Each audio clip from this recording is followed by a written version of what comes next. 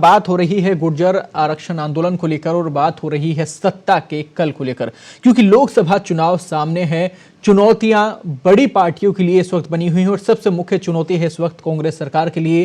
कांग्रेस इसलिए भी क्योंकि राज्य सरकार में इस वक्त उनकी सरकार बनी है काफी लंबे समय बाद में, और काफी मशक्कत के बाद में तमाम वादे और दावे किए गए थे और उसके बाद में ये सरकार बनी। और अब चुनौती इसलिए बन गई है क्योंकि आरक्षण की बात कही गई थी, आरक्षण दिलाने की बात हुई थी, तमाम वो वादे और दावे किए गए थे। शिवजी लाल मीणा जी कांग्रेस से हमारे साथ मौजूद हैं।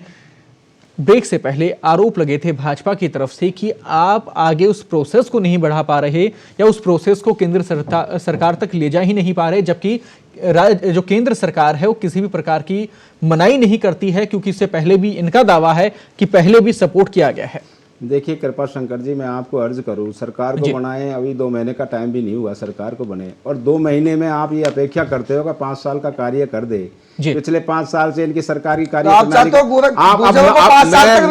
आप मेरी बात सुने, मैंने आपको गौर से सुना, फिर आपका जब टाइम है आप जवाब दे देना।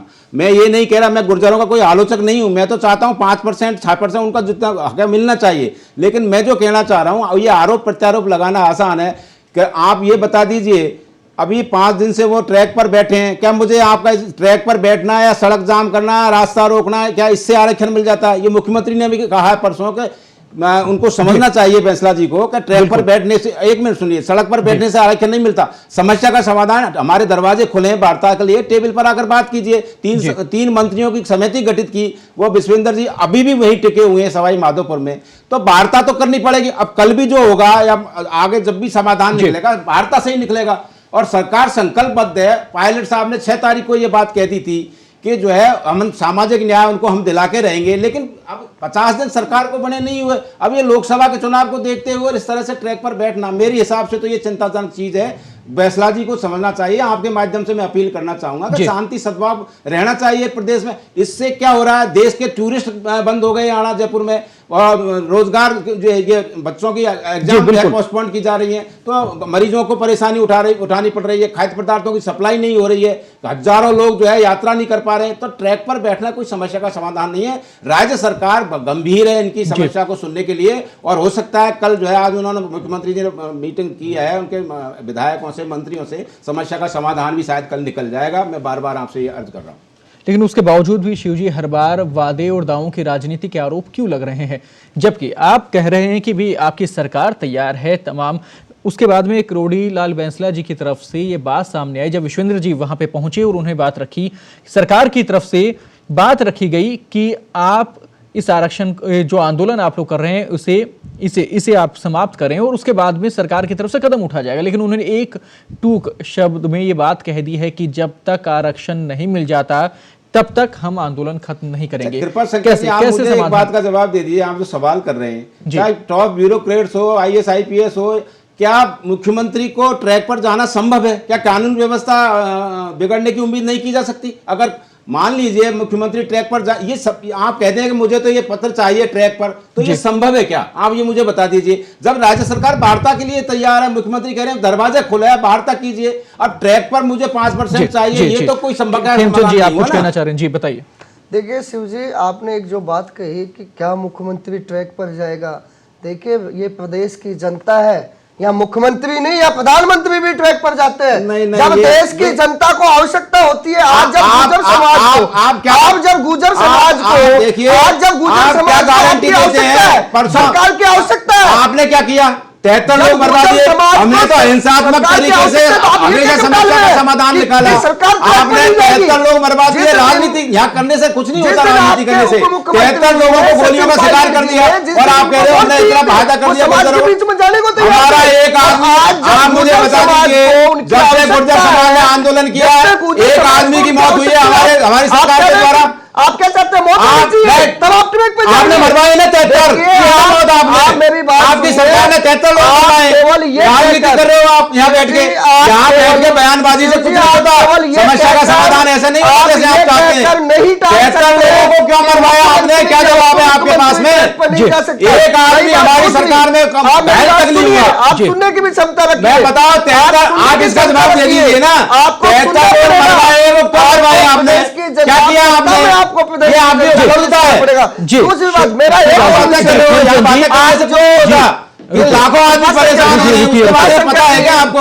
राज्य सरकार शिवराज जी, आपने अपनी बात रखी, टेबल पर आप दोनों रखिए बारी बारी से आप अपनी बात रखिए। देखिए बहसबाजी ना करें, बारी बारी से बात है, यहाँ राजनीति नहीं करनी चाहिए। आप ये कहिए कि शांति से बिल्कुल, हम भी यही चाहते हैं। आप इस बहस को एक रुख पे रखें, आप इस बहस को सार्थक बनने दें। यहाँ 20 मिनट बोल जाओ आप, उससे कोई फर्क नहीं पड़ता। ऐसा लोग क्यों मरवाएं? क्या जवाब है आपके पास में? आप इस प्रकार हमारी सरकार ने एक उंगली नहीं कटी किसी की, पर आप लोगों को ठीक है। आप दोनों बारी बारी से अपनी बात रखिए। खेमचंद जी, शिव जी, आप दोनों से निवेदन है। आप बारी बारी से, खेमचंद जी एक बार रुकिए। आप रुकिए, आप बात अपनी बात पूरी करें। शिवजी लाल जी, आपने अपनी पूरी बात रखी। खेमचंद जी, अब आप बात कहें और आप एक दूसरे के बीच में ना बोले, एक दूसरे को मौका दें इस पूरी बात को रखने का, राजनीतिक अखाड़ा ना बनाए इस पूरे स्टूडियो को, क्योंकि हम चाहते हैं कि जनता तक बात आपकी पहुंचे और इस पूरी डिबेट को आप सार्थक बनाए। देखिए शिव जी, दो विषय हैं जी। मैंने जो कहा वो बिल्कुल सत्य का है। चाहे मुख्यमंत्री हो, चाहे प्रधानमंत्री हो, चाहे उप मुख्यमंत्री हो, वो जनता के, ये लोकतंत्र क्यों है? लोकतंत्र का अर्थ ही है कि जनता के लिए जनता का शासन। हम ये कहकर अपनी बात को नहीं टाल सकते कि क्या मुख्यमंत्री जी ट्रैक पे जाएंगे, क्या उप मुख्यमंत्री जी ट्रैक पे जाइए। भैया आपने कमेटी बनाई 3 लोगों की, क्या आपकी 3 लोगों की कमेटी गई? क्या 3 लोगों की कमेटी ने गुजर समाज से वार्ता की? केवल आपके, ये आपकी जानकारी का अभाव है। आपकी जानकारी का अभाव है। आपकी जानकारी का अभाव है। आप बिना जानकारी के ये बात कह रहे हैं। हमारी कमेटी गई है, वार्ता की है, उनके बेटे से वार्ता की है। अब फिर दूसरी बात, आपकी बात का मैं जवाब दे देता हूँ। आप ये कह रहे हैं, आप ये कह रहे हैं, इनकी बात पूरी हो जाए, आप मुझे एक बात बता दीजिए, शिवराज जी, 10 साल के शासन में कितनी बार ट्रैक पे गई मुख्यमंत्री आपकी? आप हमारे मुख्यमंत्री की बात करें, आपके वसुंधरा जी कितने दिन ट्रैक पे गई? मुझे एक बात का जवाब दीजिए, आप बताइए ना। आपको शिवलाल जी, आपको पूरा मौका दूंगा मैं। अपनी बात पूरी कीजिए, लॉजिकली बात कीजिए। मुख्यमंत्री वसुंधरा राजे रही, आप कितने दिन ट्रैक पे गई? मुझे इसका जवाब दे दीजिए। यहाँ इस तरह से बातें करने से, भड़काऊ बयानबाजी करने से कोई फायदा नहीं है। आप शांति से देखिए। आप दोनों से मेरा निवेदन है कि इसे राजनीतिक अखाड़ा परसों चर्चा को सार्थक बना दें। आप दोनों से निवेदन है, का अभाव तो है नहीं। आप दोनों से निवेदन है। परसों कटारिया जी ने कहा कि ये न राज्य सरकार दे सकती है, न विपक्ष दे सकता है, ये प्रस्ताव पास करके केंद्र सरकार दे सकती है। चलिए ठीक है, पूरी चर्चा हमने की इस पूरे। ठीक है खेमचंद जी, सीमित समय है, इस पूरे विषय को लेकर सुन लीजिए। जी सीमित समय, सारा विषय का जड़ है। आप कह रहे हैं कि साहब हम ये भी प्रयास कर रहे हैं, हम ये भी प्रयास कर रहे हैं, और साहब इसमें कानूनी बाधाएं भी है। चलिए ठीक है खेमचंद जी, आपने अपनी बात रखी, सीमित समय है, बुलेटिन क्लोज के नाम को चुनावी घोषणा पत्र में इस विषय को, इस पूरे विषय को लेकर आप दोनों की आवाज मैंने म्यूट कर दी है। आप दोनों की समाधान चर्चा में इतना ही, मुझे दीजिए इजाजत। नमस्कार। 73 लोगों को गोलियों का शिकार बना दिया, बातें कर रहे हो यहाँ बैठ के। 73 लोग मरवा दिए आपने, अपने बातें कर रहे हो बैठ के। पायलट जी को गुर्जर समाज का वोट चाहिए था, उस दिन वो उनके बीच में गए, तो आप क्या करें? चलिए ठीक है, फिलहाल इस चर्चा में इतना ही, हम चर्चा को यहीं रोक रहे हैं।